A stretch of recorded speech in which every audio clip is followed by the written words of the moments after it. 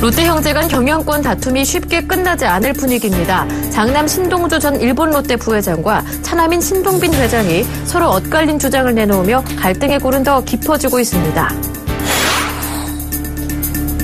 삼성전자의 2분기 확정 실적이 발표됐습니다. 매출은 48조 5,400억 원, 영업이익은 6조 9천억 원을 기록했는데 반도체 부문 매출이 역대 최고치를 경신하며 삼성전자의 실적을 이끌었습니다.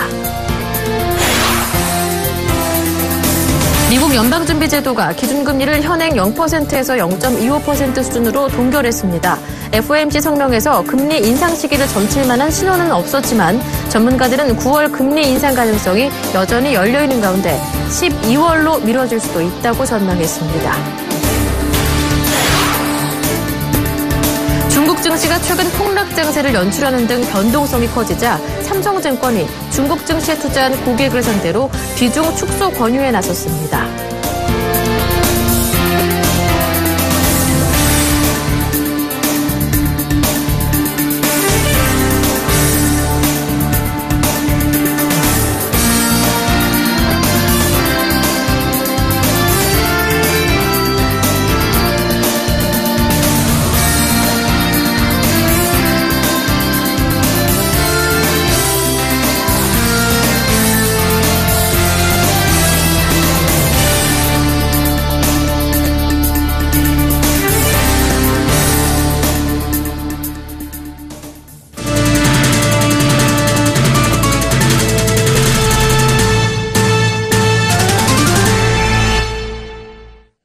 여러분 안녕하십니까? 7월 30일 목요일 센 경제 현장 오늘의 주요 뉴스입니다.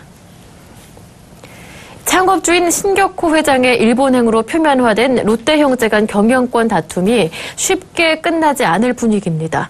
형인 신동주 전 일본 롯데 부회장과 동생인 신동빈 회장이 각각 인터뷰와 보도자료를 통해 서로 엇갈린 주장을 주고받으며 대립각을 세우고 있습니다. 보도에 정훈규 기자입니다. 신동주 전 일본 롯데 부회장이 어젯밤 10시 반경 김포공항을 통해 입국했습니다. 경영권 회복을 위해 아버지 신격호 총괄회장과 함께 일본으로 건너간 지 이틀 만입니다. 신 전 부회장은 경영권 분쟁과 관련한 기자들의 질문에 입을 닫은 채 서둘러 공항을 빠져나갔습니다.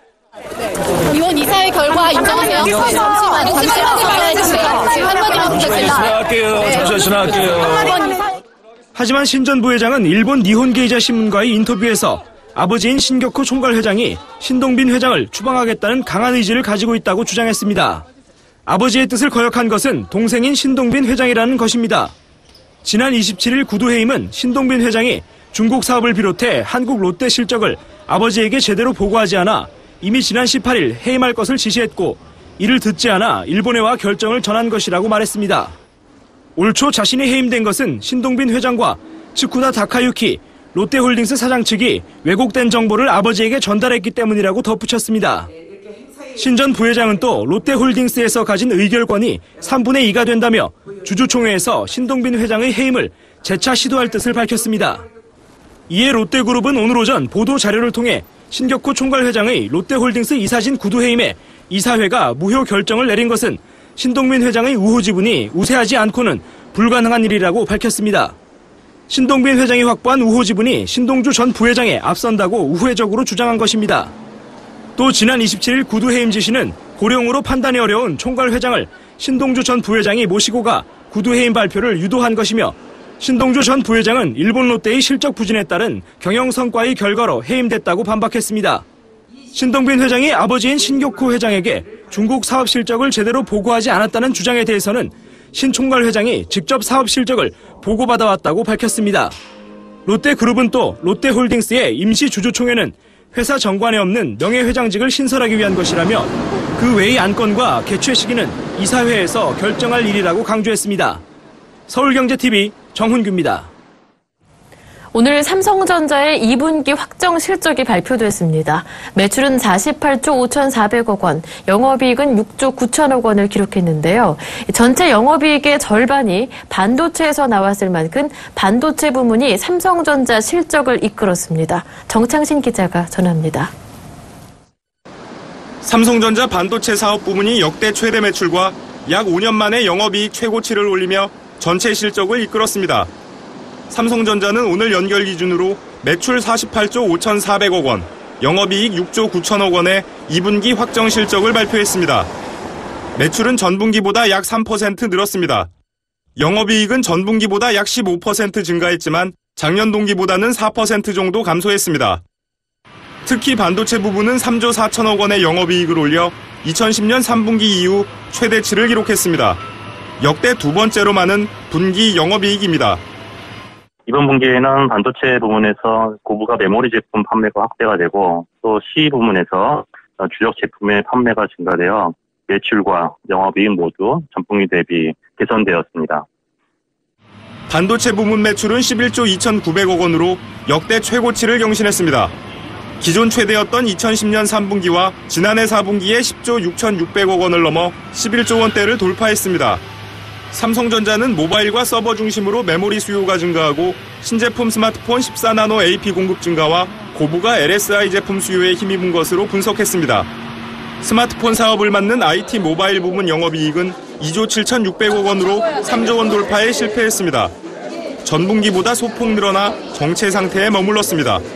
스마트폰 시장의 성장 한계와 마케팅 비용 증가 등으로 실적 개선이 이루어지지 않았습니다. 전분기에 1,400억 원의 영업 손실을 냈던 소비자 가전 부분은 2,100억 원의 영업이익을 올려 흑자로 전환했습니다. SUHD 등 TV 부문에서 실적이 호전되고 냉장고와 세탁기, 에어컨 등 주력 제품이 고루 판매 호조를 보였기 때문입니다. 한편 삼성전자는 이날 이사회를 열어 중간 배당을 주당 1,000원으로 확정했습니다. 지난해 중간 배당이었던 500원보다 배로 늘었습니다. 주주 친화 정책을 강화하기 위한 것으로 풀이됩니다. 삼성전자는 하반기 모바일과 서버 수요 증가로 반도체 부분이 견조한 실적을 이어갈 것으로 전망하고 있습니다. IT 모바일 부분에서는 신모델 출시로 라인업을 강화해 스마트폰 판매를 확대한다는 전략입니다. 서울경제TV 정창신입니다. 미국 중앙은행인 연방준비제도가 기준금리를 현행 0%에서 0.25% 수준으로 동결했습니다. 연준은 이틀간에 걸쳐 진행한 연방공개시장위원회 정례회의 결과 현재의 초저금리 기조를 유지하기로 했습니다.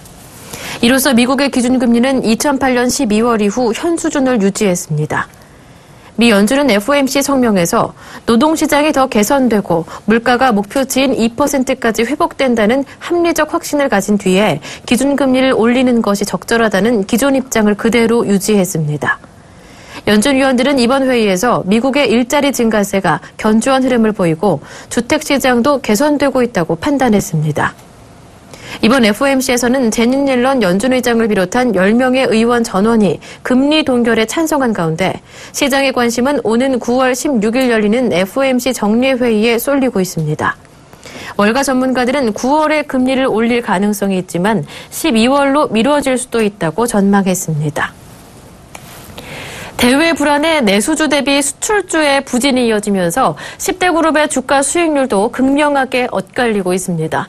올 들어 국내 10대 그룹 계열사의 시가총액 변동을 조사한 결과 GS그룹의 시가총액이 27.35% 증가해 가장 좋은 성적을 거뒀습니다. 한화그룹과 롯데그룹이 각각 25.46%, 19.84%로 뒤를 이었습니다. 이 같은 성과는 내수주의 상대적 강세에 힘입은 것입니다. 이들 그룹의 내수업종 계열사들은 두 자릿수 이상의 주가 상승률을 보이며 그룹 시총 증가에 큰 몫을 했습니다. GS그룹 계열사 가운데서는 GS 리테일의 시총이 올 들어 103.9% 불어났습니다. 한화그룹 계열사에서는 서울시내 신규 면세점 사업자로 선정되면서 한화 갤러리아 타임월드가 급등했습니다. 롯데그룹 중에서는 롯데푸드, 롯데칠성, 롯데제과 등이 상승했습니다. 반면 포스코그룹과 현대차그룹은 수출주 부진에 휘말려 저조한 성적을 기록 중입니다. 삼성증권이 최근 직간접적으로 중국 증시에 투자한 고객에게 적극적인 투자 비중 축소 권유에 나섰습니다. 삼성그룹 금융계열사 사장단은 최근 열린 회의에서 삼성증권에 중국 증시 변동성 확대로 투자자 손실 우려가 커진 만큼 선제 위험 관리에 나서라고 주문했습니다. 이에 따라 삼성증권은 중국 주식펀드 투자 고객에게 중국 증시 투자 비중을 줄이라는 문자 메시지를 수차례 발송했습니다. 또 지난 4월 말부터 프라이빗 뱅커 등을 통해서도 중국 투자자를 상대로 투자 비중을 줄일 것을 권유해 왔습니다. 또 중국 펀드를 통해 평가 이익을 낸 펀드 투자자들에게도 환매를 유도하고 있습니다. 지난 8일 상하이 종합지수는 5.9% 급락한 3,507.19포인트에 마감한 데 이어 지난 27일에도 8.48% 떨어져 8년 5개월 만에 최대 낙폭을 보였습니다. NH&N 엔터테인먼트가 다음 달 1일 간편 결제 서비스인 페이코를 출시합니다. 이 서비스를 통해 온라인 쇼핑몰에서 아이디와 6자리 비밀번호 입력만으로 상품을 구매할 수 있고 오프라인 매장에서는 스마트폰 터치로 간편하게 결제할 수 있습니다. 기존에 나와 있는 간편 결제 서비스들이 주로 온라인 결제 전용인 반면 페이코는 대형마트, 카페, 편의점 등 오프라인 매장에서도 이용 가능합니다. 신용카드 외에도 체크카드, 휴대폰 결제, 무통장 입금, 포인트 결제 등 국내 최다 간편 결제 수단을 제공합니다. 또 한국 스마트카드와 협력해 버스, 지하철, 택시 등 대중교통비 결제가 가능하며 휴대폰이 꺼진 상황에서도 단말기 터치로 결제할 수 있습니다. 페이코는 온 오프라인 20만 가맹점에서 사용할 수 있습니다. 저희가 비즈니스를 같이 할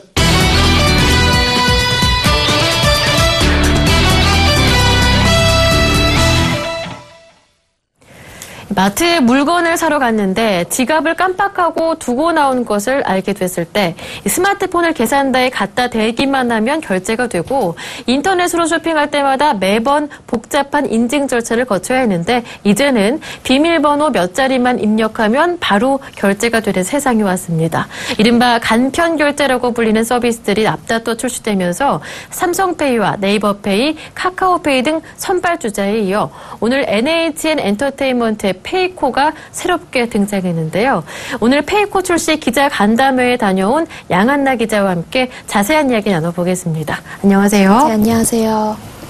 요즘 이렇게 모바일 간편 결제 서비스들이 잇따라 출시가 되고 있는 상황인데요. 말 그대로 간편 결제잖아요. 얼마나 간편한가요? 네, 그가 온라인으로 물건을 구매할 때 결제를 하려면 액티브 X라던가 백신 프로그램과 같은 보안 프로그램도 설치를 해야 하고 또 각종 인증도 해야 하고 이런 결제 과정이 매우 복잡하지 않았습니까? 그런데 이 과정을 간단하게 줄여준 것이 간편 결제 서비스인데요. 신용카드 정보를 한번 등록해 놓기만 하면 그 뒤부터는 아이디나 비밀번호 몇 자만 입력하면 바로 결제가 되는 것입니다. 오프라인에서는 NFC라는 근거리 통신 기술이 장착된 스마트폰을 결제 단말기에 갖다 대기만 하면 결제가 이루어지는 방식입니다. 온라인이든 오프라인이든 훨씬 빠르고 간편하게 서비스가 이루어지는 것 같은데요. 현재 국내에 출시되는 간편 결제 서비스는 어떤 것들이 있습니까? 네, 간편 결제 서비스는 대부분 무엇 페이라고 불리는 것들인데요. 현재 국내 기업으로는 삼성전자의 삼성페이, 네이버의 네이버페이, 카카오톡의 카카오페이와 SK플래닛의 시로페이, LG U+의 페이나우 등이 있었는데요. 그제 중견기업인 코나아이가 애플페이를 겨냥한 코나페이를 선보였고 오늘은 NH&N 엔터테인먼트 가 페이코라는 간편 결제 서비스를 내놨습니다. 뿐만 아니라 신세계그룹의 SSG페이, 인터파크의 옐로페이 등 숫자가 대폭 늘어나고 있습니다. 더불어 글로벌 기업들 애플의 애플페이, 알리바바의 알리페이와 페이팔 등이 국내 시장에 눈독을 들이고 있습니다.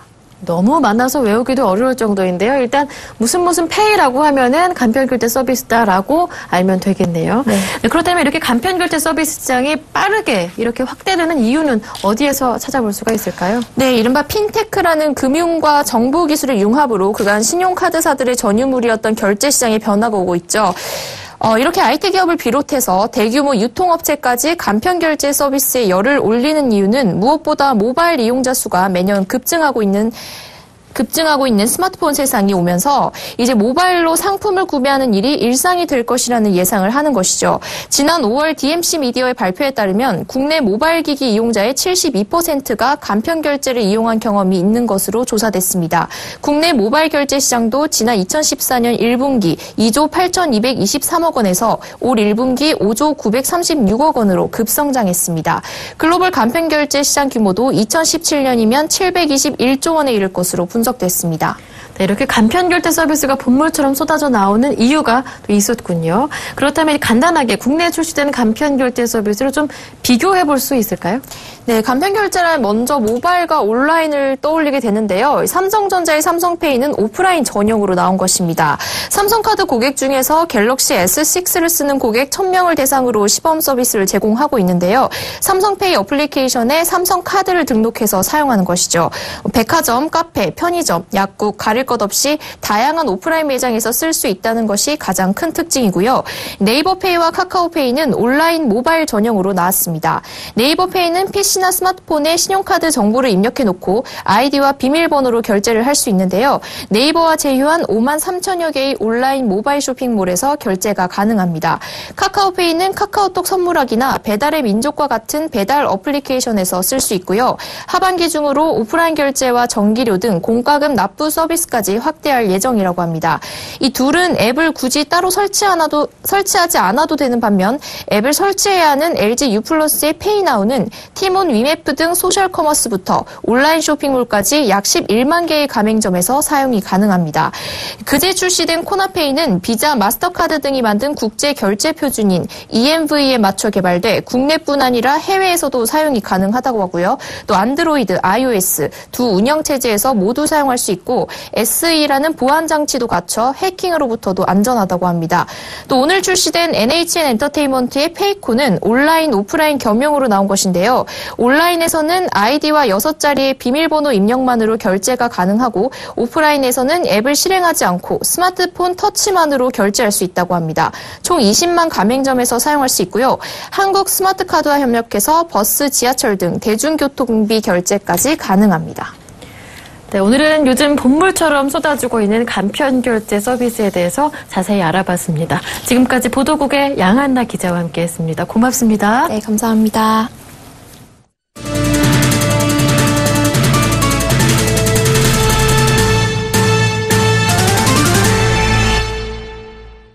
최근 금값이 40% 넘게 폭락해 최근 5년 만에 최저치로 밀리자 금에 투자하는 사람이 늘고 있습니다. 금 가격 변화에 따라 수익률이 결정되는 골드뱅킹과 순금으로 이루어진 골드바가 동시에 인기몰이 중입니다.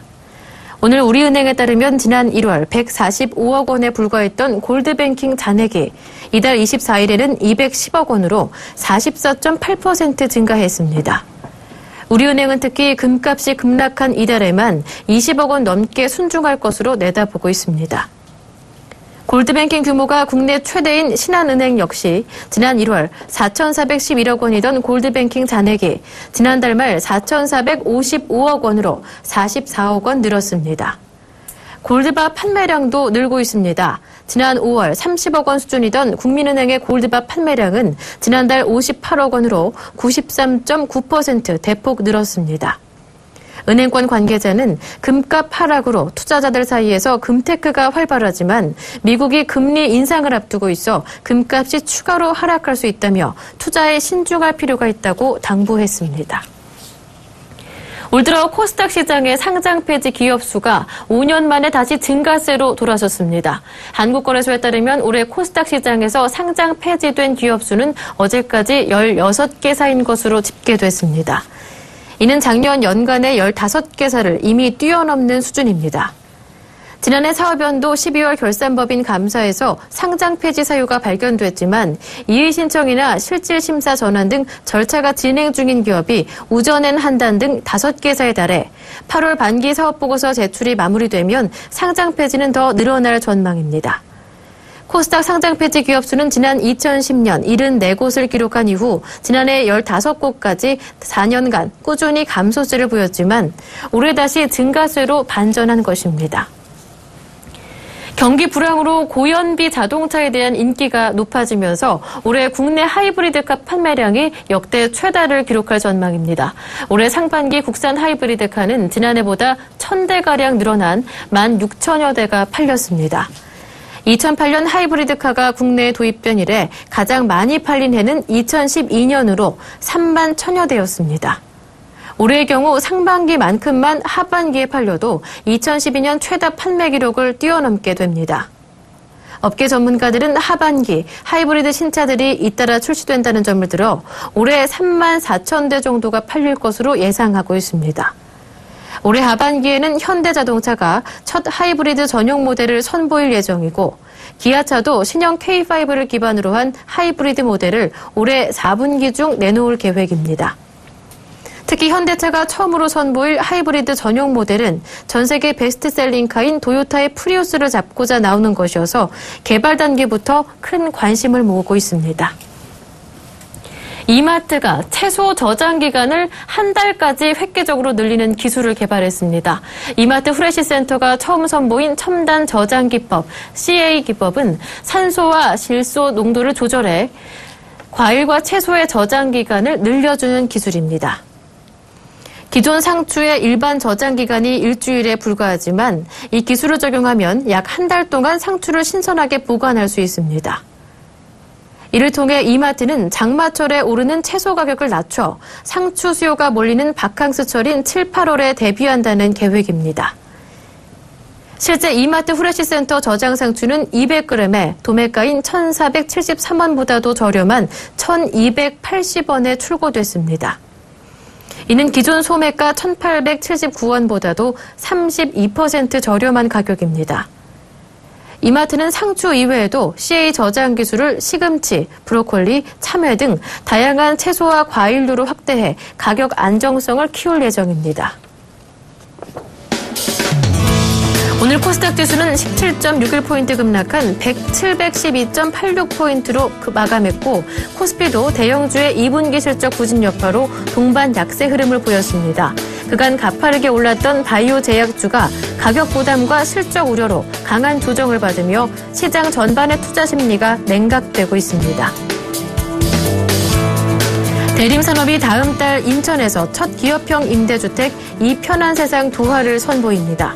전용 면적 59제곱미터에서 84제곱미터로 구성됐고 월 임대료는 43만 원에서 55만 원 선에서 책정됐습니다. 현대중공업그룹이 위기를 극복하기 위해 40대 임원을 대거 발탁하는 세대교체 인사를 단행했습니다. 이번 인사에서 25명이 퇴임하고 37명이 상무부로 선임됐습니다. 상무부 신규 선임자 가운데 40대가 절반 가까운 17명을 차지했습니다. 고장난 아이폰을 서비스 센터에 맡길 때 수리를 마치기도 전에 30만 원이 넘는 비용을 선결제하도록 한 약관이 부당한 것으로 판정됐습니다.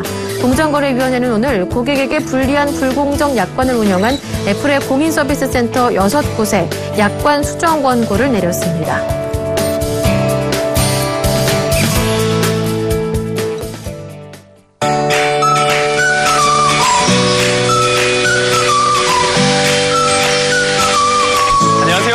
라이프스타일 예보 정의진입니다.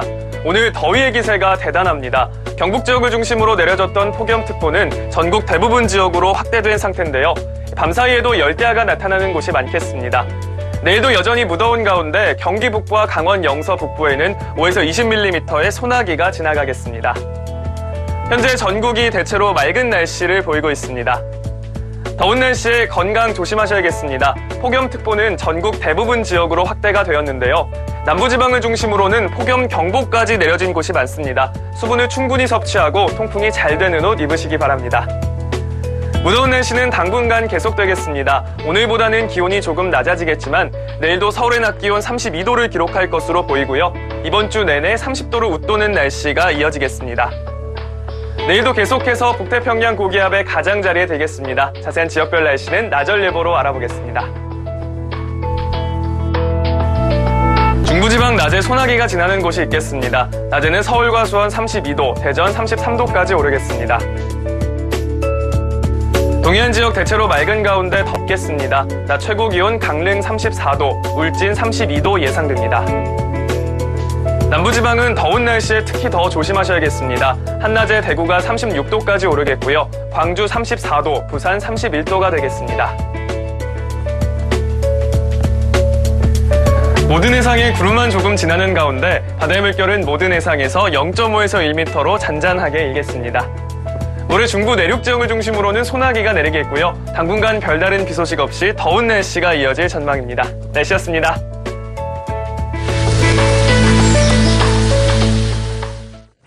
세계 5위 롯데그룹의 경영권 쟁탈전이 고6상장 등의 자극적인 표현까지 나오며 세간의 화두가 되고 있는데요.